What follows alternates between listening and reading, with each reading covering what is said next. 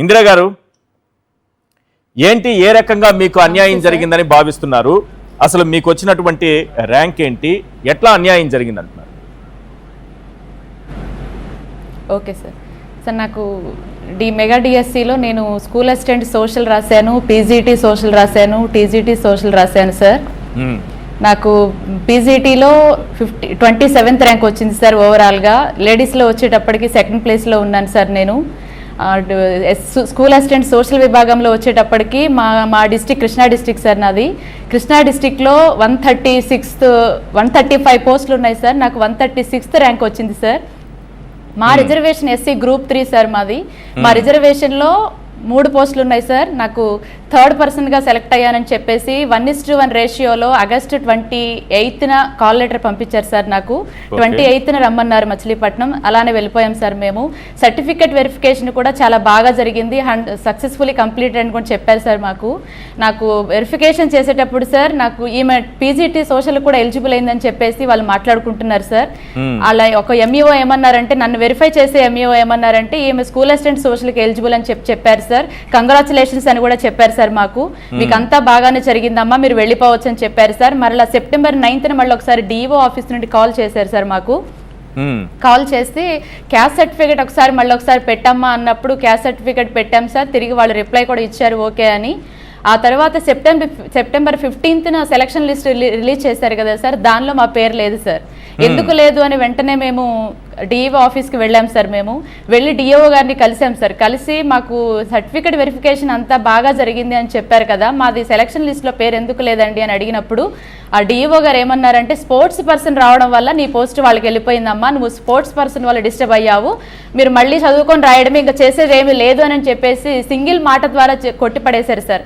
అలా ఎలా ఇస్తారు సార్? వాళ్ళు ఎలా ఎగ్జామ్ రాశారా అంటే సార్, నా ప్లేస్లో వాళ్ళు 0 ర్యాంక్తో ఉన్నారు సార్. వాళ్ళు 0 ర్యాంక్ ఏంటి సార్ అని అడిగినప్పుడు వాళ్ళు టెట్ రాయరంట సార్, డిఎస్సి రాయరంట, డైరెక్ట్గా రిక్రూట్మెంట్ అవుతారంట సార్.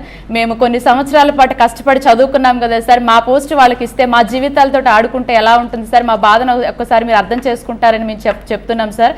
ఇలా అని మేము ఈ ఇష్యూ మీద మేము చాలాసార్లు సెక్రటేరియట్కి వెళ్ళాము, లోకేష్ గారి ఇంటికి వెళ్ళాము సార్. ఎవ్వరు కూడా మమ్మల్ని పట్టించుకోలేదు సార్. మాకు చాలా అన్యాయం జరిగింది సార్.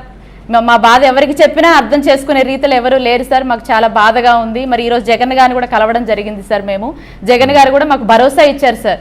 మాకు అధికారంలోకి రాగానే సార్ మా గురించి యాక్షన్ తీసుకుంటా అన్నారు, భరోసా ఇచ్చారు సార్.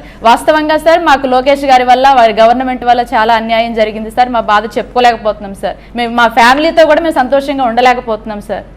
అంటే మీరు స్పోర్ట్స్ కోటా కింద తీసుకున్న వాళ్ళు టెట్ రాయాల్సిన అవసరం లేదు, డిఎస్సి రాయాల్సిన అవసరం లేదు, డైరెక్ట్గా రిక్రూట్మెంట్ జరిగిపోతుందా వాళ్ళకి? మీరు ఇంత కష్టపడి రాసిన ర్యాంక్ వచ్చినా, ఎలిజిబిలిటీ ఉన్నా మీకు జాబ్ రాదా? చెప్పారు సార్, అలా చెప్పారు. డిఓ అలానే చెప్పారు సార్.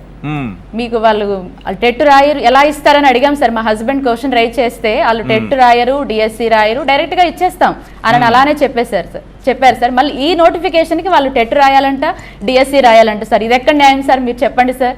అప్పుడు లేని టెట్ డిఎస్సి ఇప్పుడు ఎలా వచ్చింది సార్? రైట్. లోకేష్ గారిని కలవడానికి చాలాసార్లు ప్రయత్నం చేశారు కదా డిఎస్సి అభ్యర్థులు, అన్యాయం జరిగిన వాళ్ళందరూ. అప్పుడు ఆయన ఏం మాట్లాడారు? మీతో కలిసారా, మాట్లాడారా? అవును సార్. కలవలేదు సార్. అయ్యో అస్సలు కలవలేదు సార్. మేము 1 కిలోమీటర్ దూరంలో ఉంచారు సార్ మమ్మల్ని. మేము ఎర్లీ మార్నింగ్ 5:30కి రమ్మన్నారంటే సార్, మేము 4:35 వరకే వెళ్ళిపోయాం సార్. ఫ్యామిలీని వదిలిపెట్టేసేసి మా జీవితాలు బాగుపడతాయని చెప్పేసేసి సార్ మేము 4:35 o'clockకే వెళ్ళిపోయాం సార్. మేము అక్కడ 10 o'clock వరకు ఉన్నాం సార్. 10 o'clock వరకు ఉన్నా కానీ మమ్మల్ని ఎవరు పట్టించుకోలేదు సార్. ఇంకా మాకు మెసేజ్లు ఏమైనా వస్తున్నాయంటే సార్, మాకు మనుషుల్ని పంపించి వీళ్ళు ఇక్కడ నుండి వెళ్ళకపోతే 16th బెటాలియన్ వస్తుంది, వాళ్ళని పంపిస్తారా లేదా, అవసరమైతే వాళ్ళని బెదిరించి పంపండి, వాళ్ళు ఇక్కడ ఉండటానికి వీళ్ళేది ఏరియాలో ఉండొద్దని చెప్పేసి పంపించేసే సార్. అయితే మేమందరం మళ్ళీ ఏం చేసామంటే సార్, సెక్రటేరియట్కి వెళ్ళాం సార్. మేము అక్కడన్నా కలుస్తారేమో, పోనీ ఏ ఎమ్మెల్యే అన్నా కలుస్తాడేమో, ఏ మినిస్టర్ అన్నా కలుస్తారేమో, వాళ్ళకన్నా మా బాధ చెప్పుకుందామని అక్కడికి వెళ్ళాం సార్. అక్కడ కూడా ఎవ్వరు కూడా మమ్మల్ని దేకలేదు సార్. అసలు మాకు అసలు రెస్పాన్స్ లేదు సార్. ఈవెన్ లేడీస్ మేము ఉన్నాం కదా సార్, మేము లేడీస్ ఉన్నా కానీ సార్ కనీసం లేడీస్ మాట్లాడే మాటలన్నా వింటారేమో అని చెప్పేసి మేము వెళ్ళాము కానీ సార్, మాకు లేడీస్ కాదు, జెంట్స్ కాదు, అందరినీ కూడా ఎవరిని కూడా కలవద్దు, మీరు వెళ్ళిపోండి, ఇక్కడికి ఎందుకు వచ్చారు అసలు, మీకు ఏ అవసరం ఉందని వచ్చారు ఇక్కడ అని చెప్పేసి మమ్మల్ని చాలా అసహ్యకరమైన మాటలతో మాట్లాడి పంపించేశారు సార్. మమ్మల్ని ఎవరు కలవలేదు సార్. స్పోర్ట్స్ కోటా కింద ఒక అవినీతి A day అంతా అక్కడే spend అక్రమం చేశాం జరిగిందని అనుకుంటున్నారా? స్పోర్ట్స్ కోటా కింద ఎట్లా, ఏ రకంగా స్పోర్ట్స్ కోటాలో ఉద్యోగాలు ఇచ్చారు, పోస్టులు ఇచ్చారు? 100% జరిగింది కదా సార్. 421 పోస్టులు సార్, 421 స్పోర్ట్స్ వాళ్ళవి ఉన్నాయి సార్. వాళ్ళకి సపరేట్ నోటిఫికేషన్ వచ్చింది సార్. మాకేమో ఏప్రిల్ 20 నోటిఫికేషన్ వచ్చింది సార్, వాళ్ళకి మే 1 నోటిఫికేషన్ వచ్చిందండి.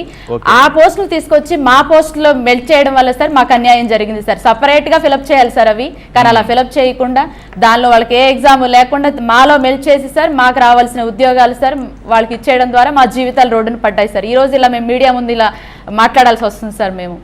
రైట్.